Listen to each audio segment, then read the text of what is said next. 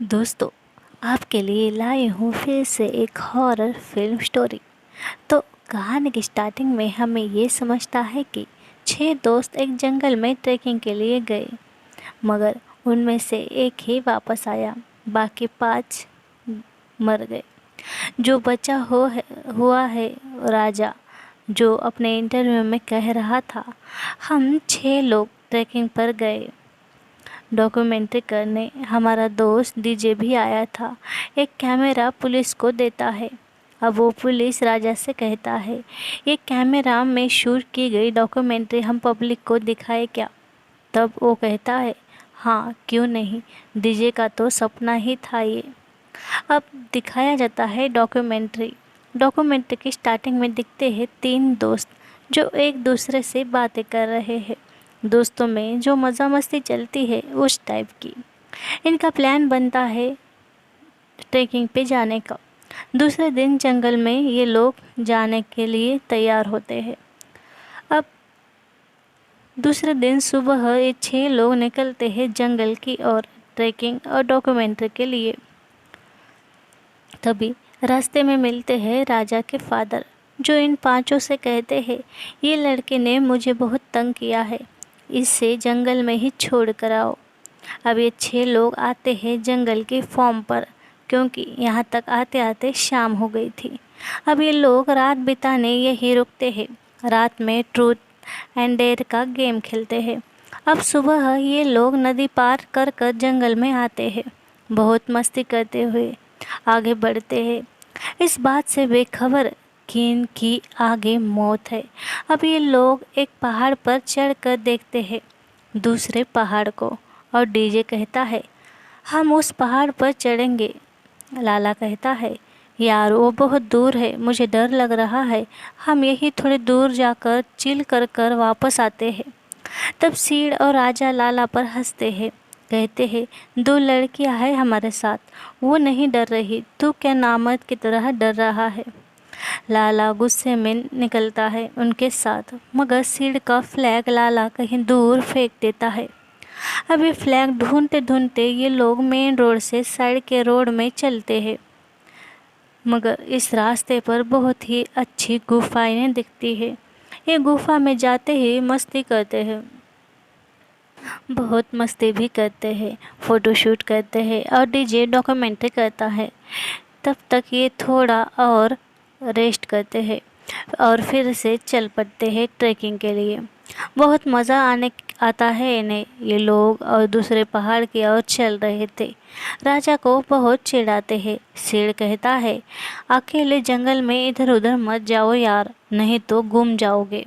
अब चलते चलते ये लोग एक जगह रेस्ट करते हैं और फिर से चल पड़ते हैं। इन्हें दिखता है एक वाटरफॉल। वाटरफॉल में नहाते हैं, पानी में मज़े करते हैं और फिर से आगे बढ़ते हैं पहाड़ की ओर।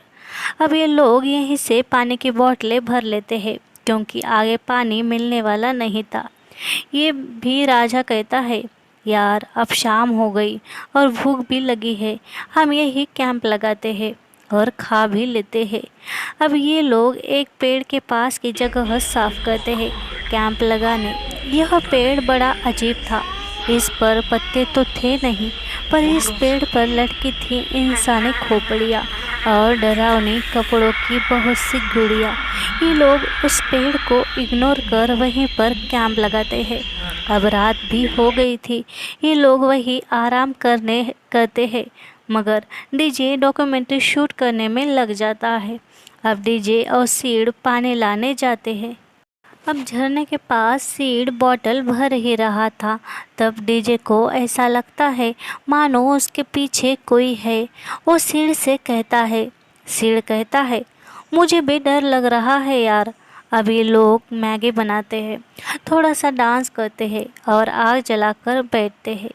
तभी अचानक से आग बहुत बढ़ जाती है।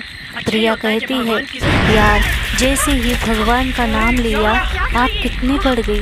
राजा कहता है, कुछ आ गया होगा आग में, चल सोते हैं सब।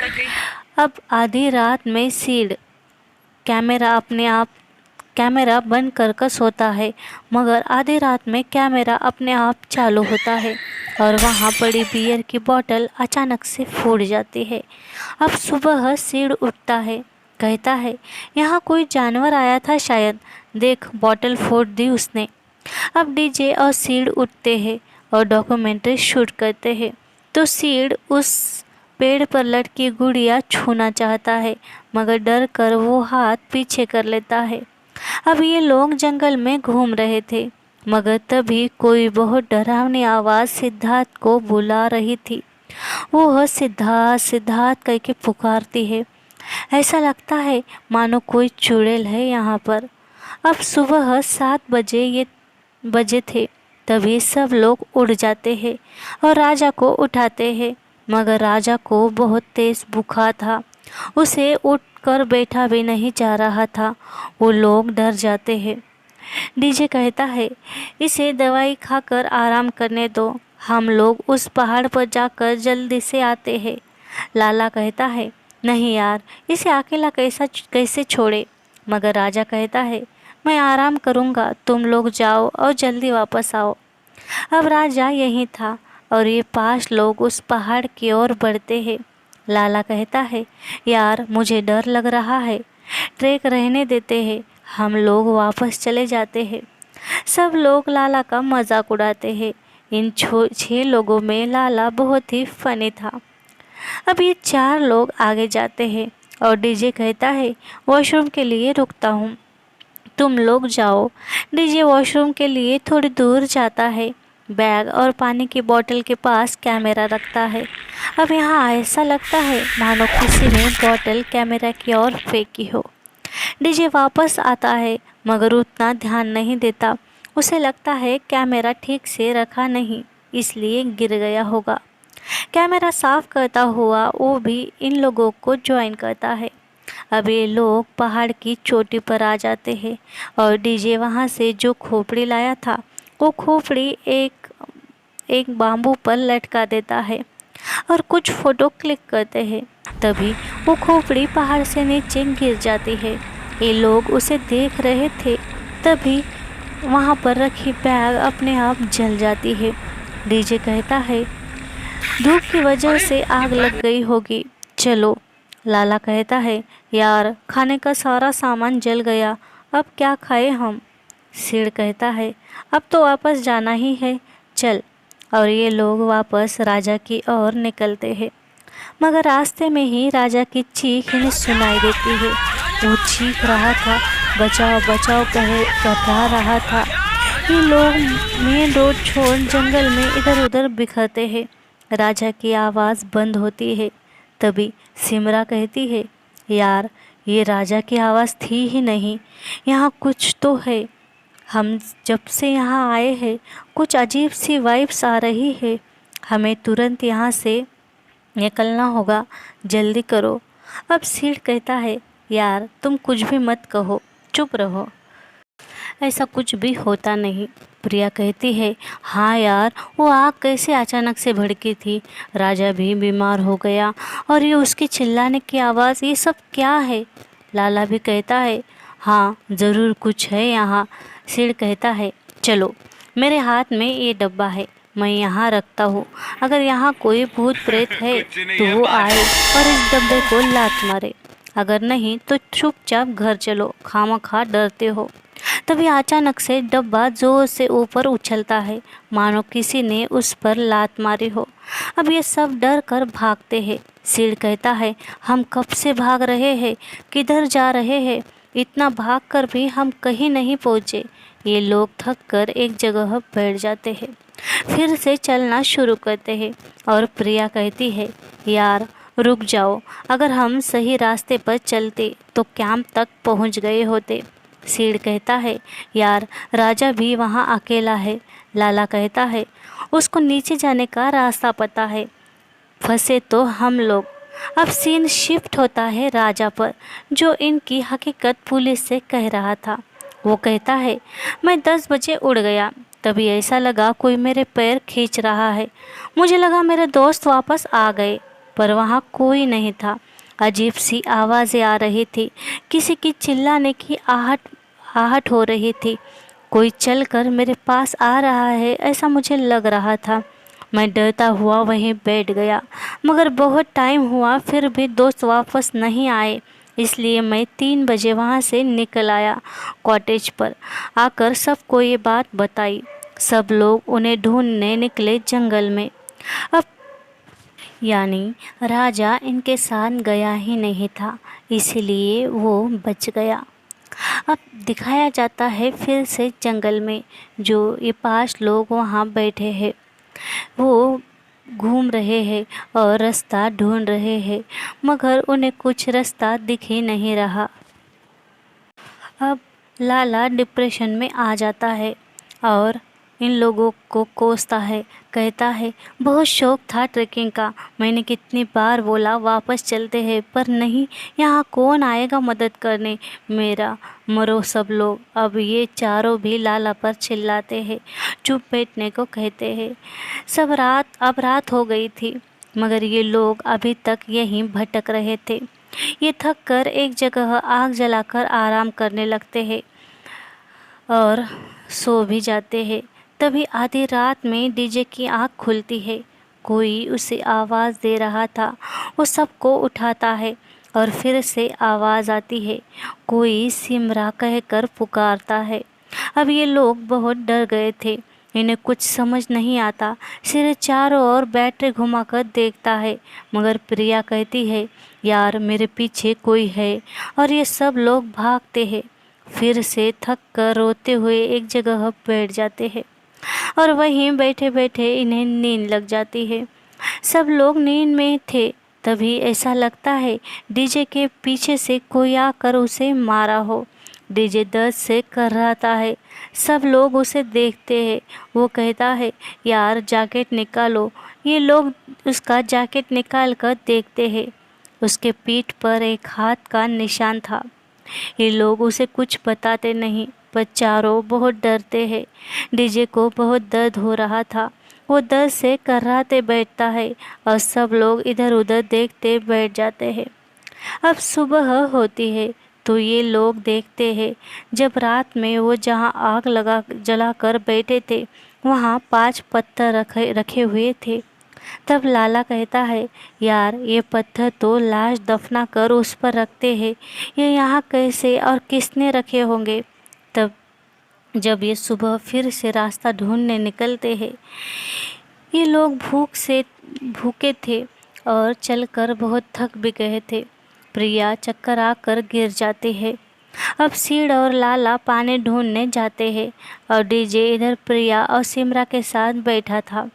लाला के चिल्लाने की आवाज़ आती है। वो लोग भागते हैं।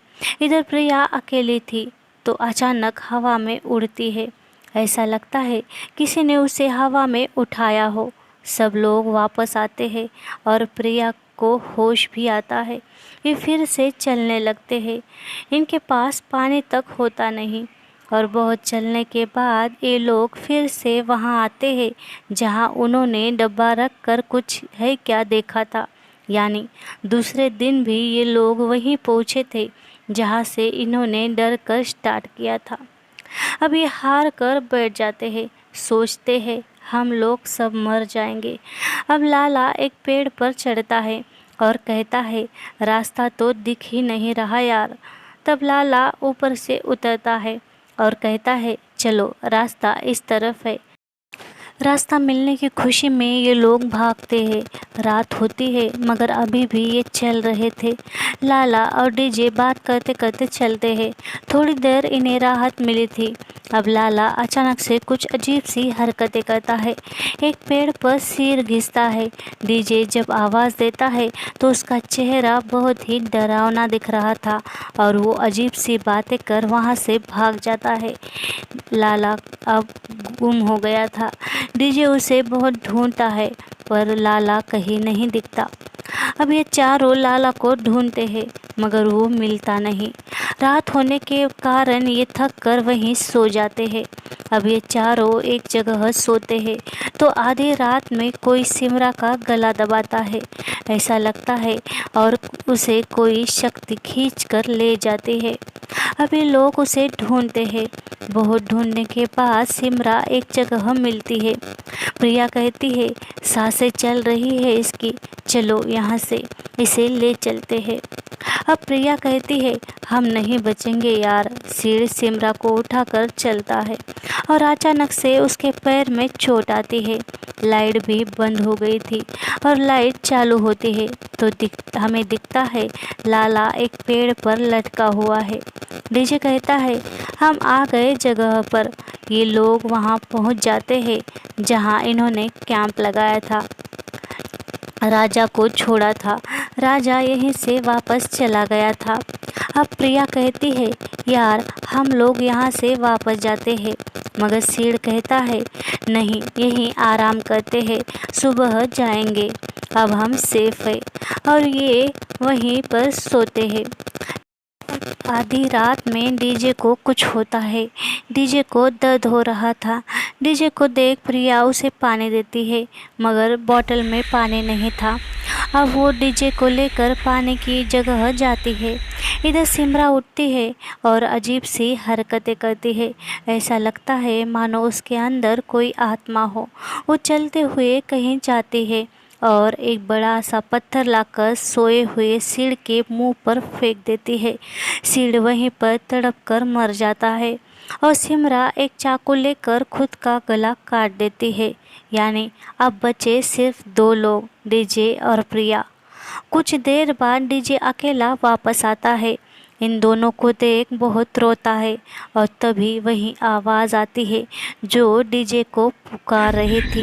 अब कोई इंसानी आकृति आकर डीजे पर हमला करती है और डीजे को मार देती है। यानी ये सब लोग एक खून पीने वाली चुड़ैल का शिकार हो गए थे। अब लास्ट में सीढ़ और सिमरा की लाशें मिली यहीं पर, मगर लाला और सीढ़ की लाशें नहीं मिल पाई। दोस्तों, ये स्टोरी मुझे बहुत ही अच्छी लगी। आप लोगों को कैसी लगी ज़रूर बताना।